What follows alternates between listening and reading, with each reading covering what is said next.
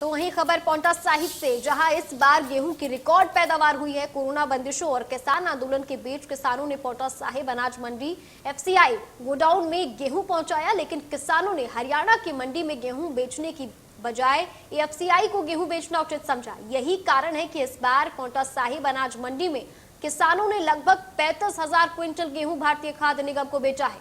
FCI द्वारा गेहूं खरीद का प्रदेश में ये सबसे बड़ा आंकड़ा है। पांवटा कृषि उपज मंडी में गेहूं खरीद का प्रदेश में नया रिकॉर्ड बना है। तो इसके साथ ही 7 करोड़ से अधिक की राशि सीधे लगभग 900 किसानों के खातों में पहुंच गई है। एक नया रिकॉर्ड बना है हिमाचल में, जहां पर किसानों ने एफसीआई को गेहूं बेचा है और 35,000 क्विंटल गेहूं की खरीदारी हुई है।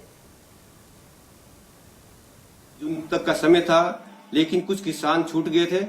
हमने मुख्यमंत्री जी से अनुरोध किया, स्थानीय मंत्री सुखराम चौधरी जी के माध्यम से भी, कि आप इसकी तिथि को बढ़ाएं। उन्होंने केंद्र सरकार से अनुरोध किया और 10 जून तक ये तारीख बढ़ी। 10 जून तक तारीख बढ़ने से जो गेहूं बचा हुआ था, हमने टोटल गेहूं यहाँ पर खरीदा।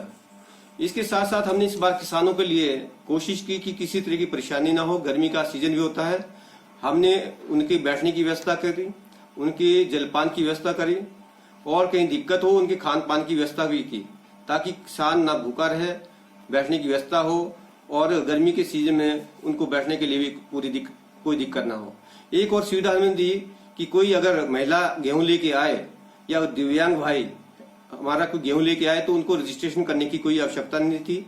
उनको हम प्राथमिकता के आधार पर उनका गेहूं पहले निकालते थे और उनको किसी तरह की कोई दिक्कत ना हो, ऐसी व्यवस्था भी हमने इस बार की।